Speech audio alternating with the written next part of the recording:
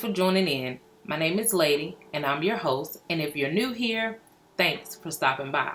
And if you're already a part of the Life Convo family, hey y'all. Make sure to give this video a like, a thumbs up, as well as go and subscribe so you don't miss anything on this particular channel. And definitely check out my other channel, Life Endeavors. So let's jump in. So I wanted to come to you guys and make sure that I was giving you the updates, that I was able to locate information I was finding out in reference to the unaliving, some people are calling deletion of Shanquell Robinson. So it looks like the Charlotte Observer obtained excerpts from a police report earlier in this week. That information has not been publicized as of yet, and so it wasn't anything that I could put up on, this channel that you could actually read yourself. The information was provided to the Observer by Geraldo Zignaga, an investigative reporter in Los Cabos for Metropolimix or MX, and that was reported on Monday. The family is still, very much looking for answers and trying to get justice, as that is something that anybody is gonna want, especially with such a just horrific situation and ending of an individual. Now, if you're not familiar with the Shanquell Robinson story, I do have a video that I will link at the end that you're welcome to check out, as well as if you check out my Patreon, I do have more information as far as my opinion and thought of just digging a little deeper and just kind of looking at it from all angles. So you're definitely welcome to check out that video. Now with all the different things that were going on, with all of the conflicting explanations, and then there was a video that came out.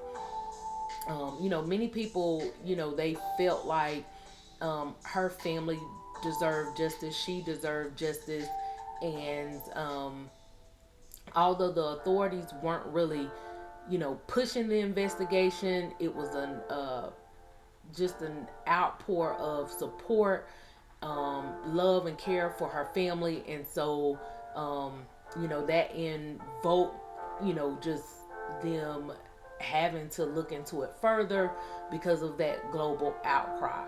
Now it looks like that there were many different people here on YouTube, as well as news outlets and things, speaking of arrest warrants that were going to be issued for her death, as well as the individuals involved, which people have coined them the Cabo Six, as being extradited to Mexico to kind of face their actions and be held accountable. However, this situation occurred back October last year. We're in February 2023. No arrests have been made. They're still doing their investigation from the information I was able to find as of today. And it looks like the family, as I said it before, they're not giving up. They're not letting this go. And now the FBI field office in Charlotte, North Carolina,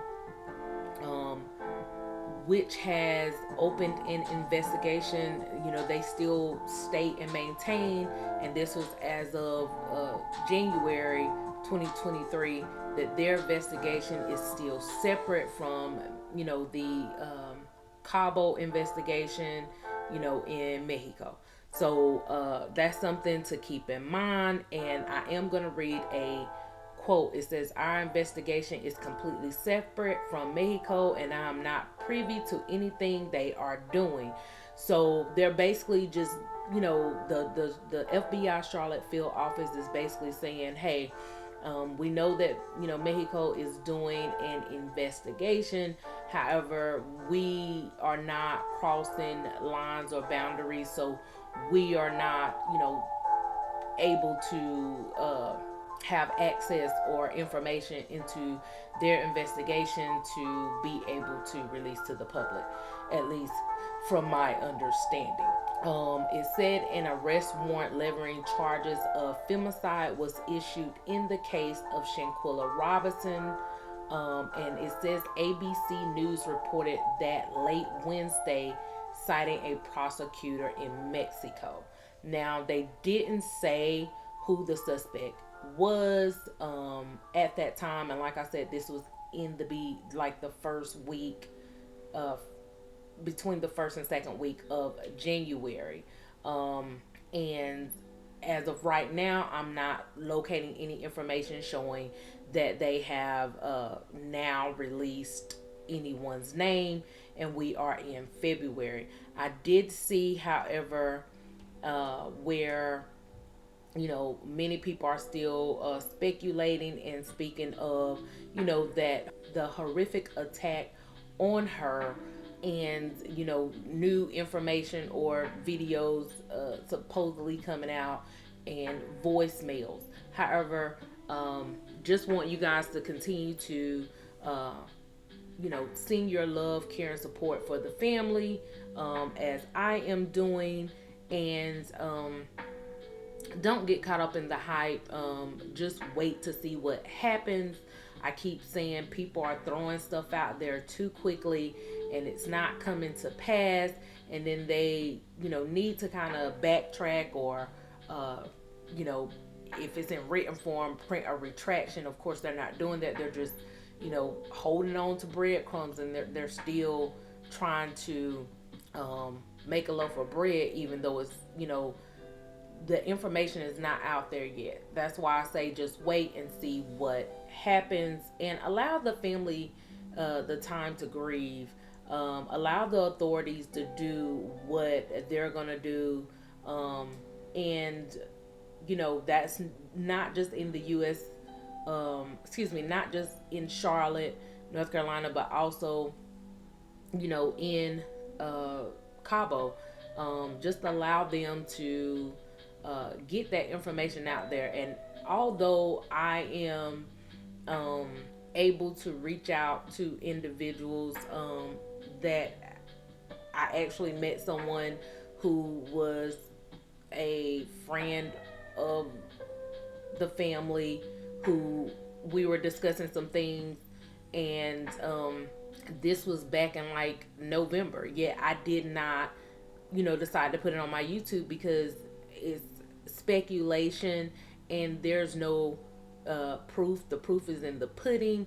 So I'm not gonna spew out information or things that I discuss with individuals, hoping that it's gonna happen. I like to have my facts, because feelings are not facts, and I don't want to tip off other people, or even tip off suspects, the potential suspects in this case. Had I said something back before the news came out about extradition, maybe someone, I don't know who watches my YouTube. I don't know who listens to my podcast. They can get spooked and run away. You want to make sure you're not just throwing stuff out there, because, it's easy to try to follow the breadcrumbs, and it's easy to, make accusations, throw out opinions that you have no idea of what's actually going on. And that's why I said what I said. Now, the family does have a GoFundMe. that you can definitely donate to, and I will make sure to drop a link to that in the description.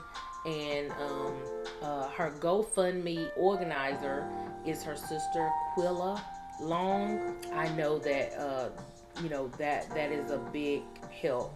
So I did find this article, and it is stating that activists from the Million Youth March of Charlotte will be marching with the Robinson family, and the march will be from Little Rock AME Zion Church to a local post office, where they're going to send 1,000 letters in pink envelopes to Mexican officials. And this is according to Mario Black. And the hope is sending the letters will ignite someone there to push a little harder into getting to the bottom of, Shanquell Robinson's unfortunate passing, unaliving, deleting.